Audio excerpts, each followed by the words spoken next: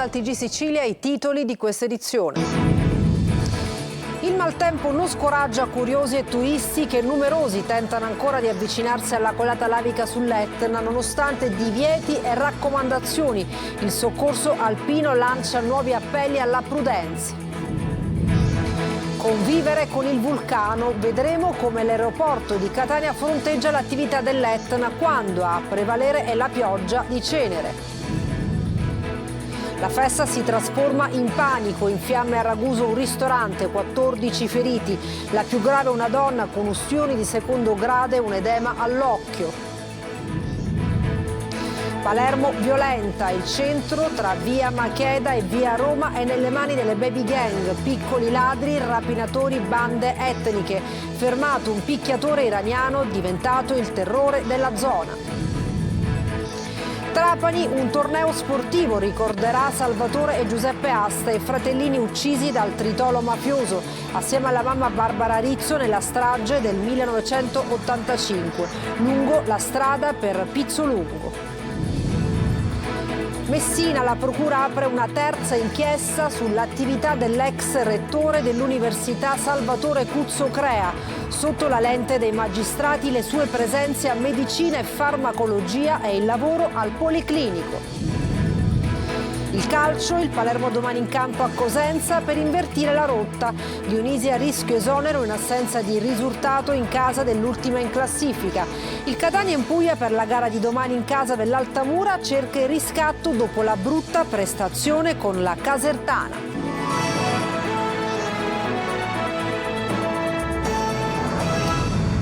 Bentrovati, dunque il maltempo non scoraggia curiosi e turisti che numerosi stanno tentando di avvicinarsi alla colata lavica sull'Etna nonostante divieti e raccomandazioni, molti improvvisati e non equipaggiati. Intanto il soccorso alpino lancia nuovi appelli alla prudenza. Emanuela Corsi.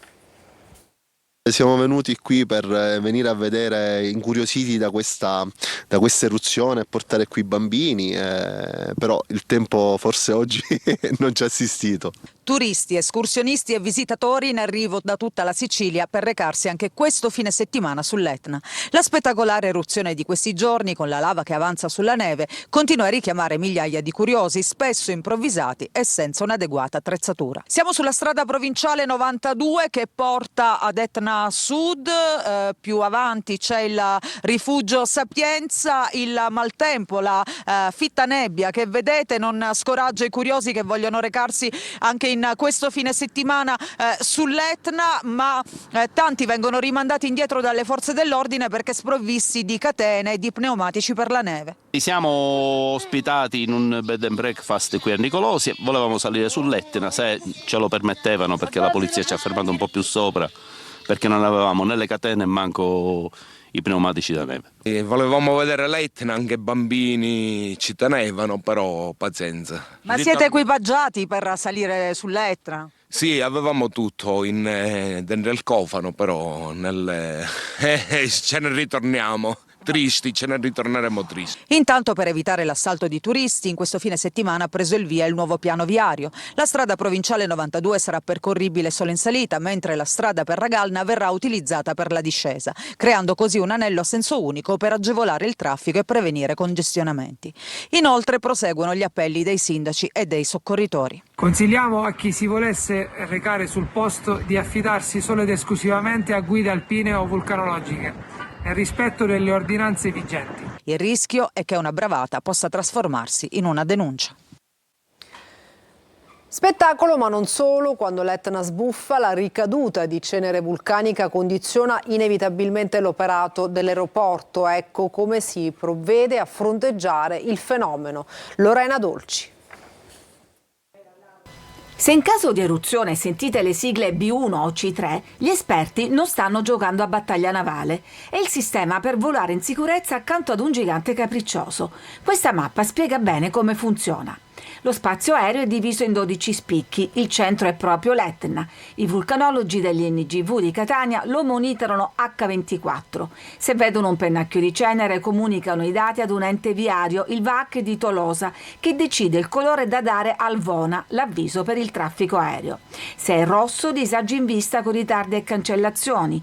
L'NCO, l'unità di emergenza dell'aeroporto, decide infatti quale settore dello spazio aereo bisogna chiudere per la presenza di sabbia vulcanica. Se la cenere è sul settore B3, chiude lo spazio proprio sopra l'aeroporto. Se incombe sul C1 bis, chiude lo scalo di Comiso. Questo è il corridoio di ingresso degli aerei, dei velivoli. Quando ci sono restrizioni parziali?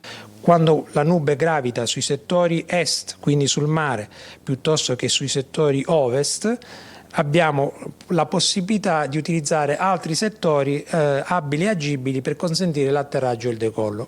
Quando si chiude uno dei due settori occorre dimezzare e questo comporta ritardi, ovvero addirittura cancellazione dei voli. In questo caso l'autostrada del cielo funziona come una strada a senso unico alternato. Ma come si misura una nuvola? In questo momento la nube si stima il suo posizionamento in atmosfera per il tramite della direzione dei venti prevalenti nelle quote di riferimento. Il sistema, sperimentato da anni proprio con l'Etna, fu adottato solo con la grande eruzione islandese, che nel 2014 bloccò gli aeroporti di mezza Europa. È stato sequestrato il ristorante andato a fuoco a Ragusa mentre al suo interno era in corso una festa, ingenti danni e 14 feriti lievi. La più grave una donna con un edema maculare all'occhio e ustioni di secondo grado. Veronica Barbarino. Una festa in corso, un DJ e la gente in piedi con delle candele scintillanti. Una di queste avrebbe innescato le fiamme sul lampadario di stoffa. Sembrerebbero esserci pochi dubbi quindi sulla causa dell'incendio che ha messo in pericolo gli avventori di un noto ristorante alle porte di Ragusa. L'atmosfera di festa si è trasformata in panico nel giro di pochi istanti. Le fiamme si sono propagate velocemente e i clienti sono stati fatti uscire all'esterno. 14 di loro sono stati portati in ospedale per lievi ustioni e lieve intossicazione da fumo. Una di loro ha riportato ustioni di secondo grado e un edema maculare all'occhio e non si esclude il trasferimento al centro ustioni dell'ospedale Canizzaro di Catania. La donna ha raccontato di avere improvvisamente visto al centro della pista una lampada prendere fuoco e nel giro di pochi minuti il locale avvolto completamente dalle fiamme. Al momento della fuga, la donna racconta ancora, l'uscita principale era bloccata dal rogo e molti impauriti sono saltati fuori dalle porte a vetri.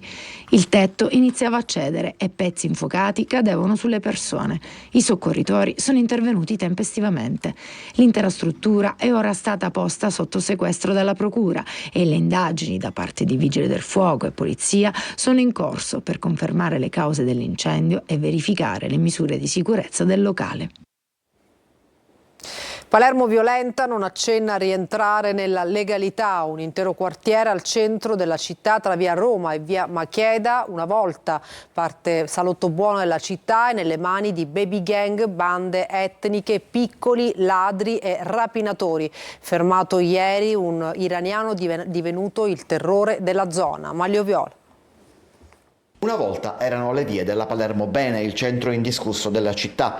Ora sono le strade delle aggressioni in mano alle baby gang e a piccole bande italiane e straniere che si confrontano fra loro. Da una parte la via Roma, che dalla stazione ferroviaria centrale della città porta verso la via Cavour, dall'altro la via Macheda, oggi pedonale, che dal Teatro Massimo porta sempre alla stazione ferroviaria. Se il primo tratto di via Macheda è diventato la passeggiata dei locali, una sorta di friggitoria all'aperto, la seconda parte, dopo i quattro canti, esattamente come la sottostante e parallela via Roma, è terra di nessuno.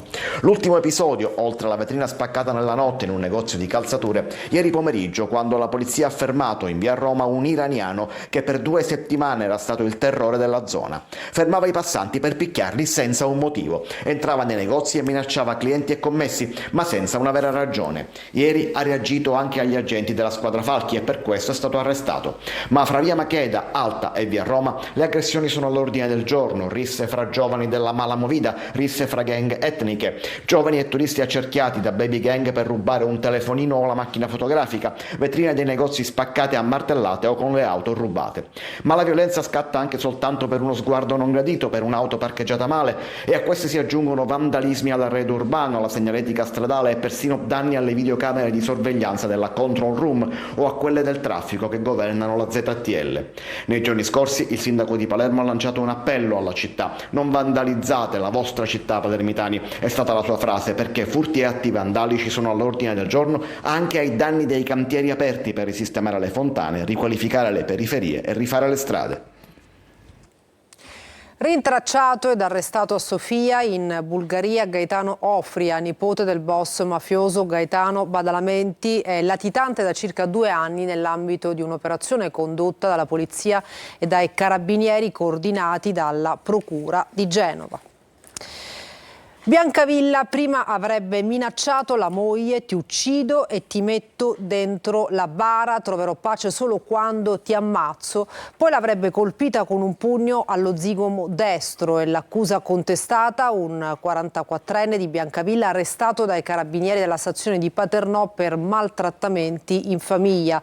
Secondo quanto raccontato dalla donna ai militari, l'uomo, spesso ubriaco, l'aveva più volte aggredita anche davanti alla figlia minorenne.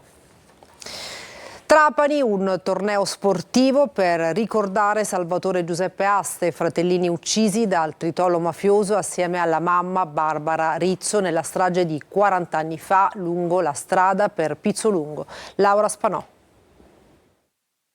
Il prossimo 2 aprile segna il 40° anniversario della strage di Pizzolungo. Quel giorno del 1985 la mafia pianificò un attentato per uccidere il PM della procura di Trapani, Carlo Palermo. Sulla strada di Pizzolungo venne collocata un'autobomba che al passaggio della blindata della scorta del magistrato venne fatta esplodere. Nello stesso momento transitava anche l'auto con a bordo Barbara Rizzo Asta, che stava accompagnando a scuola i suoi gemellini di 6 anni, Salvatore e Giuseppe. Morirono tutti, facendo da scudo alle 2 auto con a bordo il magistrato e gli agenti che lo proteggevano. In occasione del 40° è previsto tra gli altri un evento sportivo in programma domenica 30 marzo. Margherita Asta, figlia e sorella delle vittime, fa un accorato appello e invita i compagni di scuola e gli amici dei suoi fratellini, chiedendo loro di tornare idealmente a giocare con Salvatore e Giuseppe. A 40 anni dalla strage, Giuseppe e Salvatore torneranno a giocare con i loro compagni di scuola e i loro amici. Chi vorrà potrà iscriversi chiamando al 339 35 89 139 per dedicare una giornata in ricordo, anzi in memoria di Giuseppe e Salvatore. Vi aspetto, grazie. La storia della strage di Pizzolungo è una storia apparentemente piccola che molti volevano dimenticare. Quella strage però non fu un episodio isolato, ma il riflesso di un sistema criminale che ha cercato di piegare la società civile al proprio potere. Intanto cresce l'attesa per il 21 marzo prossimo, quando Trapani ricorderà la giornata nazionale della memoria e dell'impegno in ricordo delle vittime innocenti delle mafie, promosso da Libera e Avviso Pubblico. A Messina la Procura apre una terza inchiesta sull'attività dell'ex rettore dell'Università Salvatore Cuzzo Crea. Sotto la lente dei magistrati le sue presenze a medicina e farmacologia e il lavoro al Policlinico. Francesco Triolo. La notizia è trapelata dai corridoi del Tribunale di Messina e non è passata sotto traccia, anche se allo stato attuale è tutto coperto dal segreto delle indagini. La procura, diretta da Antonio D'Amato, avrebbe aperto una terza inchiesta sull'attività accademica dell'ex rettore dell'Università di Messina Salvatore Cuzzo Crea. Sotto la lente dei magistrati questa volta sarebbe finita la docenza sviluppata nel tempo nella facoltà di medicina e in quella di farmacologia, oltre alle sue presenze lavorative all'interno del Policlinico universitario.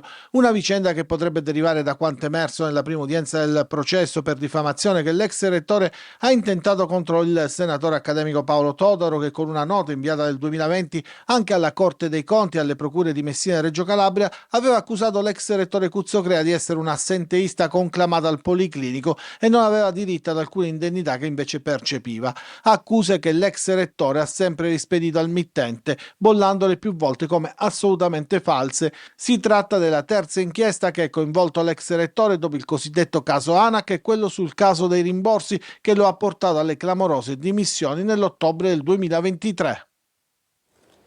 Parliamo di sanità, si può rivedere il principio secondo cui in un'area di 4-6 milioni di abitanti ci debba essere una sola cardiochirurgia pediatrica.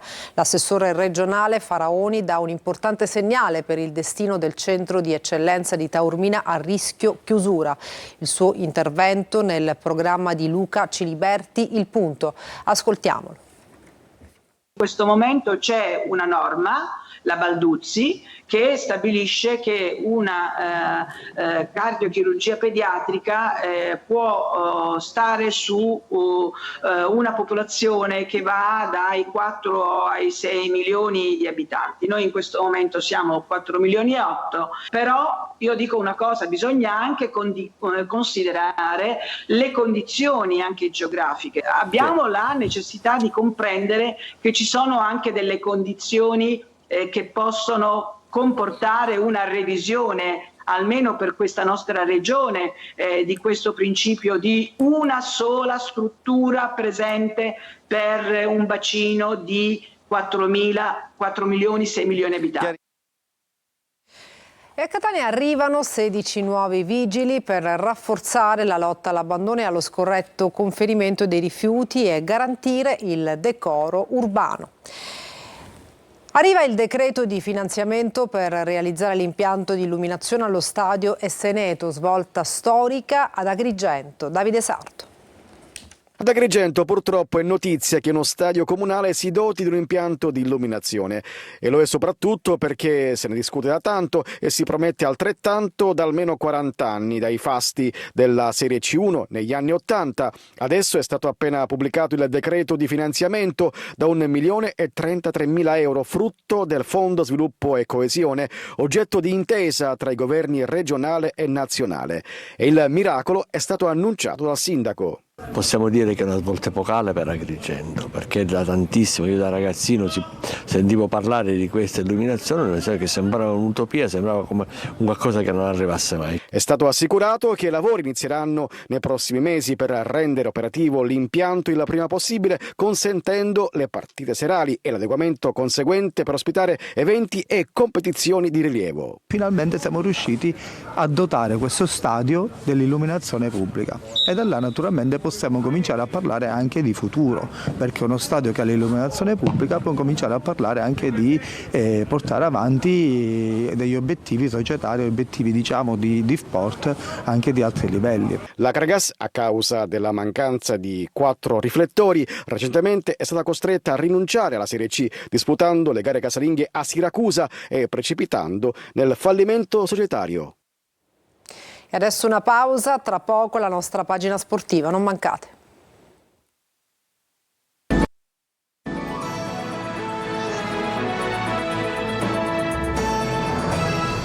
Bentornati al TG Sicilia, una notizia prima dello sport. Ancora un'aggressione a scuola, è stato denunciato dai carabinieri per i reati di lesioni aggravate e minacce il presunto aggressore di un dipendente di una cooperativa sociale che gestisce l'assistenza all'autonomia e alla comunicazione in una scuola a Gravina di Catania. È il genitore di un'alunna, un uomo di 42 anni, che avrebbe dato un forte schiaffo al volto all'operatore scolastico, ritenendolo in qualche modo responsabile del fatto che sua figlia avesse ricevuto una spinta da parte di un altro studente. Il colpo ha procurato al dipendente della cooperativa una ferita. E adesso il calcio, domani Palermo in campo fuori casa contro il Cosenza, a rischio Alessio Dionisi, che però dice abbiamo tutte le qualità per rialzarci. Marco Gullà.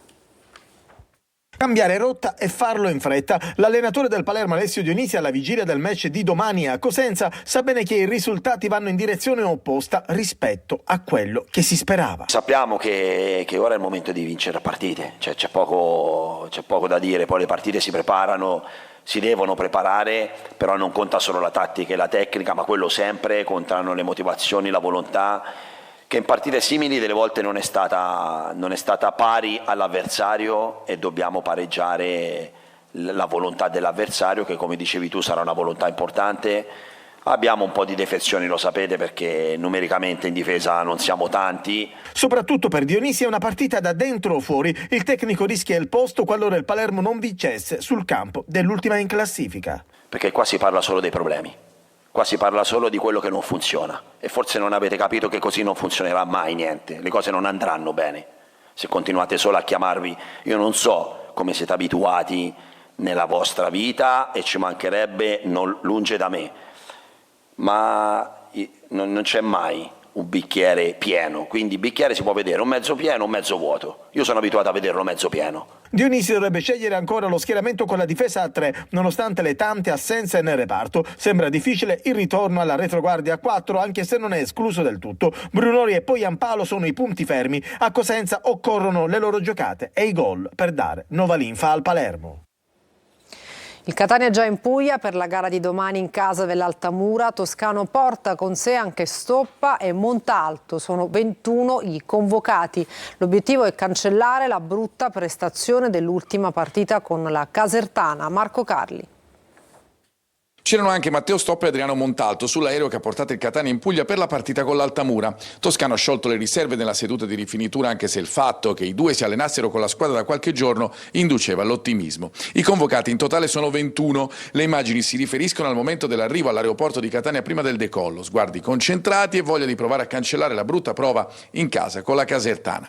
Toscano avrà dunque qualche arma in più, da dosare ovviamente, come nel caso di Stoppa, che ha ripreso come detto da poco ad allenarsi in gruppo, ma che ha tanta voglia di tornare importante per la sua squadra e l'ha dimostrato anche in questa settimana. Per il resto c'è Dini in porta, difesa del tutto simile a quella vista nelle ultime partite con l'alternativa a Quaini. A centrocampo anche Frisenna si è fatto vedere durante gli allenamenti settimanali, anche per lui la volontà di mettersi in luce e cancellare l'espulsione di Cerignola e il brutto secondo tempo dell'intera squadra, non solo personale, con la Casertana. Ancora assenti Anastasio, Beters, Dalmonte, Di Gennaro, Lunetta e Sturaro. Inglese sarà sempre al centro dell'attacco, guida dei rossazzurri con i suoi 12 gol segnati, l'ultimo nell'unico tiro in porta dei rossazzurri nell'ultima domenica al Massimino. Altamura Catania sarà seguita da Telecolor, collegamenti a partire dalle 14:30 con lo Stadio d'Angelo, 3 ore live che si concluderanno con le interviste ai protagonisti.